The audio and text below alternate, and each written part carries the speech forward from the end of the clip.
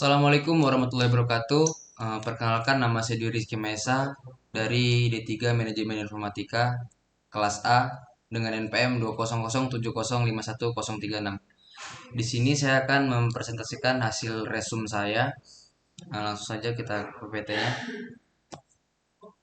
Eh, Agenda stylenya yang pertama ada sejarah basis data, yang kedua ada matriks diagram, yang ketiga ada pemodelan hubungan entitas dan IRD, yang keempat normalisasi dalam database, dan yang kelima ada ARCS dan mendokumentasikan aturan bisnis.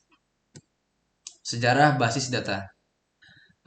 Di tahun 1960-an, komputer menjadi hemat biaya untuk perusahaan swasta dan kapasitas penyimpanan meningkat. Di tahun 1970-an, IF Code mengusulkan model rasional untuk database, memutuskan organisasi logis dari penyimpanan fisik. Lalu yang dari tahun dari tahun 1980, Pearson mengusulkan model hubungan entitas atau IRM untuk desain database. Awal 1980-an, sistem database relasional pertama yang tersedia secara komersial mulai muncul pada awal 1980-an dengan Oracle versi 2. Pertengahan 1990-an, SQL atau bahasa query terstruktur menjadi standar intergalaksi. Lalu awal 1990-an, pergolakan industri dimulai dengan lebih sedikit perusahaan yang bertahap. Pertengahan 1990-an, kabum internet atau World Wide Web atau WWW yang dapat digunakan muncul. Perebutan gila terjadi untuk memungkinkan akses jarak jauh ke sistem komputer dengan data lama. Macam-macam database. Yang pertama ada data warehousing. Konsep dasar dari data warehousing adalah informasi yang dikumpulkan dalam suatu gudang penyimpanan dan mempresentasikan solusi untuk pengaksesan data di dalam sistem non-relasional. Yang kedua ada data mart. Data mart adalah database yang berisikan data yang menjelaskan satu segmen operasi perusahaan. Yang ketiga ada data mining. Data mining adalah proses menemukan hubungan dalam data yang tidak diketahui oleh pemakai. Lalu ada matrix diagram. Matrix digunakan untuk menghindari kebingungan. Konsistenlah dalam menulis dan membaca dari matrix hanya dalam satu arah. Diagram matrix tidak menunjukkan opsional dan kardinalitas. Contohnya pada gambar berikut. Cara membacanya yaitu yang pertama, setiap negara dapat dikunjungi oleh satu atau lebih traveler. Yang kedua, setiap traveler dapat mengunjungi satu atau lebih negara. Lalu ada pemodelan hubungan entitas dan IRD. Pengertian IRD adalah teknik pemodelan data yang dipresentasikan dengan gambar entitas dan relasi-relasi antar entitas dalam sebuah sistem informasi. Konsep IRD yaitu entitas hubungan diagram atau IRD. Adakah teknik pemodelan data yang secara grafis menggambarkan entitas sistem informasi dan hubungan antara entitas tersebut. Komponen utama dalam pemodelan sistem IRD yang pertama yaitu ada entitas atau entity, yang kedua ada atribut, lalu field atau field, yang ketiga ada relasi atau relationship yang di dalamnya akan mengandung atribut atau properti. Entity yaitu sesuatu yang mesti atau wajib diketahui dan menggunakan kata benda. Contohnya seperti orang, objek, lokasi. Setiap entitas wajib memiliki atribut yang akan mendeskripsikan karakteristik. Atribut merupakan yang memberikan informasi secara khusus kepada orang yang mengaksesnya. Setiap entity memiliki instance. Yang kedua ada atribut atau field. Atribut merupakan yang memberikan informasi secara khusus kepada orang yang mengaksesnya. Atribut memberikan informasi lebih rinci mengenai jenis entitas. Atribut memiliki struktur internal, yaitu tipe data. Jenis-jenis atribut dijelaskan sebagai berikut. Yang pertama ada atribut key, yang kedua atribut simple, yang ketiga atribut multi-value, yang keempat ada atribut composite, yang kelima ada atribut derivative, yang keenam ada atribut harus bernilai atau mandatory atribut, yang ketujuh ada atribut nilai nol atau non-mandatory atribut, dan yang terakhir ada atribut turunan. Atribut key adalah satu atau gabungan dari beberapa atribut yang dapat membedakan seluruh baris data atau raw record dalam tabel. Atribut ini bersifat unik. Hal ini dikarenakan pada atribut yang dijadikan key tidak boleh ada baris data dengan nilai yang sama. Atribut simple. Atribut simple yang bernilai atomik dalam artian tidak dapat dipecah atau dipilah lagi. Yang ketiga ada atribut multi-value. Nilai dari suatu atribut yang memiliki lebih dari satu nilai atau multi-value dari atribut terkait. Yang keempat, atribut komposit. Atribut komposit ini tersusun dari beberapa atribut yang lebih kecil dan mempunyai arti tertentu. Atribut ini dapat dipecah lagi atau memiliki sub atribut. Yang kelima ada atribut derivatif, atribut yang tidak harus disimpan pada base data atau atribut yang dihasilkan dari atribut lain maupun dari suatu relasi. Yang keenam ada atribut harus bernilai atau mandatory atribut.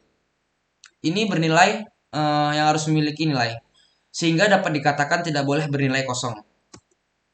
Atribut nilai nol atau non-mandatory atribut. Atribut ini adalah atribut yang nilainya boleh kosong atau tidak memiliki nilai. Dapat digunakan untuk menyatakan atau mengisi atribut-atribut yang nilainya memang belum siap atau nilainya tidak ada. Nilai nol tidak sama dengan spasi. Lalu yang terakhir ada atribut turunan. Atribut turunan adalah atribut-atribut yang nilainya berasal dari pengolahan atau diturunkan dari atribut tabel lain yang berhubungan. Menentukan primary key pada entitas. Primary key adalah field kunci atau utama dari suatu tabel yang menandai field di mana field tersebut tidak bisa diisi dengan data yang sama. Atau dengan kata lain, primary key menjadikan tiap record memiliki identitas atau nilai yang unik. Primary key berfungsi untuk memudahkan menampilkan record hasil pencarian atau searching, pengurutan atau sorting, dan berbagai operasi query lainnya. Yang ketiga, relasi atau relationship, yang di dalamnya akan mengandung atribut atau properti. Relasi yaitu hubungan yang terjadi pada suatu tabel dengan tabel yang lainnya yang mempresentasikan hubungan antara objek di dunia nyata dan berfungsi untuk mengatur operasi sudut database. Jenis-jenis relasi, yaitu ada pertama kardinalitas, merupakan derajat yang menunjukkan jumlah maksimum entitas yang dapat berelasi dengan entitas pada himpunan entitas yang lain. Macam-macam kardinalitas misalkan hubungan antara entitas A dan B. Satu ke satu atau one-to-one, maksudnya adalah setiap anggota entitas A hanya boleh berhubungan dengan satu anggota entitas B. Begitu pula sebaliknya. Contoh ada gambar di bawah ini. Lalu yang kedua ada satu ke banyak atau one to many. Maksudnya adalah setiap anggota entitas A dapat berhubungan dengan lebih dari satu anggota entitas B, tapi tidak sebaliknya. Berikut contoh gambarnya. Lalu yang ketiga ada banyak ke banyak atau many to many. Maksudnya adalah setiap anggota entitas A dapat berhubungan dengan banyak anggota entitas B dan sebaliknya. Relasi antar tabel mahasiswa dan tabel mata kuliah. Satu baris mahasiswa bisa berhubungan dengan banyak baris mata pelajaran, begitu juga sebaliknya. Contohnya ada gambar di bawah ini. Lalu yang kedua ada opsionalitas. Relasi menunjukkan harus atau tidaknya suatu entitas memiliki relasi dengan entitas lainnya. Opsionalitas ditandai dengan garis putus-putus. Komponen IRD. Relasi diagram biasanya memiliki simbol garis putus. Setiap employee harus laporan dengan perusahaannya atau departemen. Foreign key adalah atribut primary key dari satu tabel yang dipanggil di tabel lain yang memiliki relasi dengan tabel asal primary key tersebut. Foreign key digunakan sebagai identitas dari data yang akan diambil dari tabel yang saling berelasi. Supertypes, subtypes, dan transferability. Subtype adalah pengelompokan sebagai entitas instance dari suatu entitas type yang memiliki atribut yang berbeda dengan kelompok lain atau induknya. Supertype adalah sebuah entitas type umum yang memiliki suatu atau lebih subtypes atau anakan. Dan transferability adalah relasi antar tabel yang menunjukkan bisa tidaknya suatu instance. Tujuan dari supertype dan subtype yaitu supertype dan subtype ini sering kita jumpai di kehidupan nyata, seperti yang pertama ada jenis pesanan makanan, yang kedua ada jenis tas belanjaan, yang ketiga ada jenis pembayaran, dan yang keempat ada jenis kendaraan. Relasi dan subtype. Relasi tingkat supertype. Semua subtype ikut serta dalam relasi tersebut. Relasi tingkat subtype hanya subtype tersebut yang terkait dengan relasi yang dimaksud. Transferability dan non-transferability. Transferability dalam suatu desain database yang dibuat ada sebuah relasi antara entitas. Setiap entitas yang berelasi dengan entitas lain saling berpengaruh. Contohnya seperti dalam pembuatan desain database kepegawaian terdapat hubungan antara employee atau karyawan dan departemen. Setiap employee ditugaskan ke sebuah departemen. Dalam hal ini, seorang employee bisa dipindah tugaskan untuk ke sebuah departemen lain. Hal ini kita sebut dengan relasi transferability. Transferability sebuah relasi antar entitas yang nilainya dapat berpindah. Lalu yang kedua ada non-transferability. Relasi antar entitas yang nilainya tidak dapat berpindah atau dipindahkan. Hal ini merupakan kebalikan dari relasi transferability. Contohnya seperti hubungan antara poem dan author. Lalu yang selanjutnya ada normalisasi dalam database. Pengertian normalisasi. Normalisasi merupakan sebuah proses mengorganisir data dalam suatu database untuk menghindari redundansi data, anomali pada penyisipan atau insertion, anomali pada perubahan atau update, dan anomali pada penghapusan atau deletion. Yang kedua ada anomali pada DBMS. Ada 3 jenis anomali yang terjadi ketika database tidak dinormalisasi. Anomali yang terjadi adalah yang pertama ada insertion, yang kedua update, dan yang ketiga ada deletion anomaly. Update anomali. Anomali ini terjadi apabila terjadi pengubahan terhadap sejumlah data yang mubazir tetapi tidak keseluruhan dirubah. Anomali insert atau penyisipan. Anomali ini terjadi jika pada saat penambahan hendak dilakukan ternyata ada elemen data yang masih kosong dan elemen tersebut justru menjadi kunci. Anomali data delete atau penghapusan. Anomali ini terjadi jika sekiranya sesuatu baris atau tupel yang tak terpakai dihapus dan sebagai akibatnya terdapat data lain yang akan hilang. Bentuk normal. Ada first normal form. Suatu tabel dianggap normal ke 1 jika tidak terdapat baris yang bernilai ganda atau duplikat. Ciri-ciri 1NF. Setiap data dibentuk dalam flat file. Data dibentuk dalam satu record demi satu record ini line dan field berupa atomic value. Untuk memeriksa 1NF, setiap atribut harus memiliki nilai tanggal untuk setiap instance dari sebuah entitas. Lalu ada satu kode, satu nama, dan satu alamat. Ada untuk gedung sekolah, tapi tidak satu kelas. Satu kelas akan memiliki banyak kelas, oleh karena itu banyak data yang akan mengalami redundansi. Lalu ada second normal form atau 2NF. Suatu relasi memenuhi relasi tersebut dan memenuhi normal pertama dan setiap atribut yang bukan kunci atau non-key bergantung secara fungsional secara kunci utama atau primer key. Lalu yang ketiga ada third normal form. Normalisasi database dalam bentuk 3NF bertujuan untuk menghilangkan seluruh atribut atau field yang tidak berhubungan dengan primer key. Dengan demikian tidak ada ketergantungan transitif pada setiap kandidat key. Syarat dari bentuk normal ketiga atau 3NF adalah yang pertama memenuhi semua persyaratan dari bentuk normal kedua, yang kedua menghapus kolom yang tidak tergantung pada primer key. Lalu yang selanjutnya ada ARCS dan mendokumentasikan aturan bisnis. Pengertian ARCS ARCS dalam pemodelan data membantu perancang memperjelas relasi SOR atau exclusive OR pada database. Hubungan OR eksklusif adalah hubungan antara satu entitas dan dua atau lebih entitas lain di mana hanya satu dari hubungan bisa eksis dalam satu waktu. Contoh SOR, seorang pemenang undian hanya akan menerima mobil atau uang tunai. Dari kalimat di atas dapat ditarik kesimpulan bahwa pemenang undian tersebut hanya dapat menerima mobil atau hanya dapat menerima uang tunai. Hanya salah satu, tidak keduanya. Yang kedua ada studi kasus. Papan iklan adalah media yang bisa menampilkan film, iklan barang, atau pengumuman masyarakat. Papan iklan dapat menampilkan hanya satu dari ketiga kategori iklan di atas dalam satu waktu, atau dalam arti tidak dapat memasang 3 jenis iklan dalam satu waktu. Papan iklan hanya dapat memasang satu film, satu iklan barang, atau satu pengumuman masyarakat pada satu waktu. Langkah pertama membuat entitas. Dari kasus di atas dapat dilihat bahwa memiliki 4 entitas, yaitu papan iklan, film, iklan barang, dan pengumuman masyarakat. Satu film dapat dipasang pada banyak papan iklan. Satu iklan barang dapat dipasang pada banyak papan iklan. Satu pengumuman masyarakat dapat dipasang pada banyak papan iklan. Langkah kedua, karena pada satu waktu hanya dapat diisi oleh satu film, atau satu iklan barang, atau satu pengumuman masyarakat dan tidak dapat ketiganya sekaligus, berarti relasi pada diagram di atas mengimplementasikan relasi SOR, maka harus dibuatkan ARC. Perbedaan ARC dan supertype atau subtype.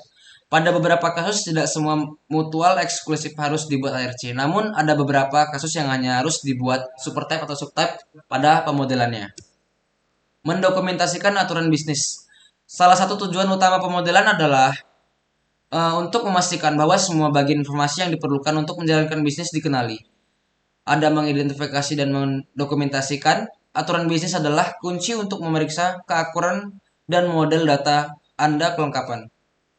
Lalu ada penting untuk diketahui bahwa tidak semua aturan bisnis dapat dipresentasikan dalam IRD. Lalu yang terakhir ada beberapa aturan bisnis harus diterapkan oleh pemrograman. Struktural dan prosedural aturan. Yang pertama ada bisnis struktural, menunjukkan jenis informasi yang akan disimpan dan bagaimana elemen informasi saling terkait. Lalu ada aturan prosedural bersusun dengan prasyarat, langkah, proses, atau persyaratan alur kerja bisnis. Lalu ada banyak aturan bisnis prosedural terkait dengan waktu. Peristiwa A harus terjadi sebelum peristiwa B. Aturan bisnis struktural hampir selalu dapat digambarkan dalam IRD. Lalu ada beberapa aturan bisnis prosedural tidak dapat didiagramkan, tetapi harus tetap didokumentasikan agar dapat diprogrami nanti. Lalu ada aturan bisnis struktural menunjukkan jenis informasi yang akan disimpan atau atribut dan bagaimana elemen informasi saling terkait atau hubungan. Contoh aturan struktural. Semua pesanan di restoran harus ditangani oleh anggota staf atau khususnya penerima pesanan. Tidak ada sistem pemesanan swalayan. Lalu semua guru di sekolah kami harus memiliki sertifikat mengajar yang sah. Terima kasih, mungkin cukup sekian presentasi resume saya. Oke, langsung saja kita ke database-nya. Di sini saya membuat database perpustakaan, ada 8 tabel. Yang pertama ada anggota yang berisi ID, kode anggota, nama, jenis kelamin, tempat lahir, tanggal lahir, telepon, dan alamat. Lalu ada buku yang berisi ID, kode buku, judul, kategori ID, penerbit ID, pengarang, jumlah stok, dan tahun terbit. Lalu ada kategori yang berisi ID, kode kategori, dan nama kategori. Lalu peminjaman yang berisi ID, tanggal pinjam, alamat pinjam, keterangan, status anggota ID, dan user ID. Lalu ada peminjaman detail, ada ID, peminjaman ID, buku ID, jumlah. Lalu ada penerbit, penerbit ini berisi ID, kode penerbit, nama penerbit. Pengembalian ada ID, peminjaman ID, tanggal kembali, dan user ID. Lalu yang terakhir ada user, ada ID, nama, username, password, dan level. Langsung saja kita isi.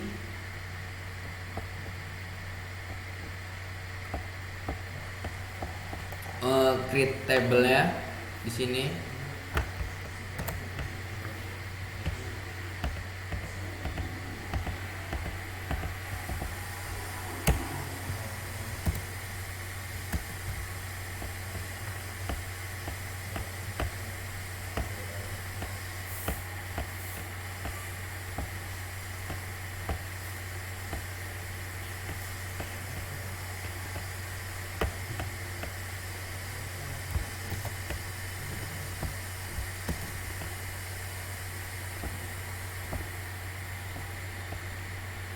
Oke, sudah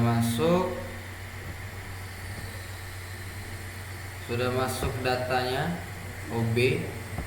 Lalu kita masukkan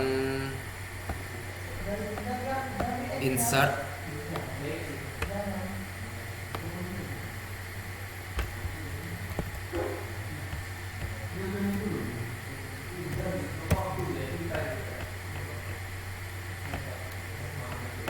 Lalu kita browse. Oke, sudah ada namanya Brian. Lalu kita masukkan kembali update nama.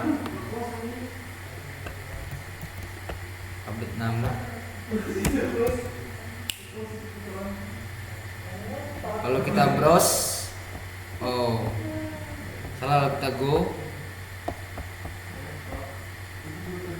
Lalu kita browse. Sudah terganti namanya Bambang. Lalu kita masukkan kembali delete.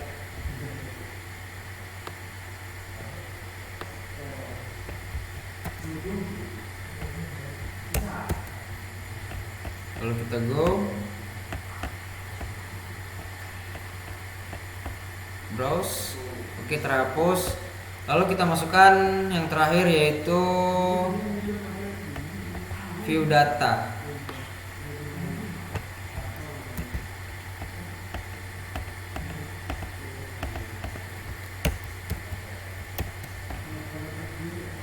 Lalu kita go, browse.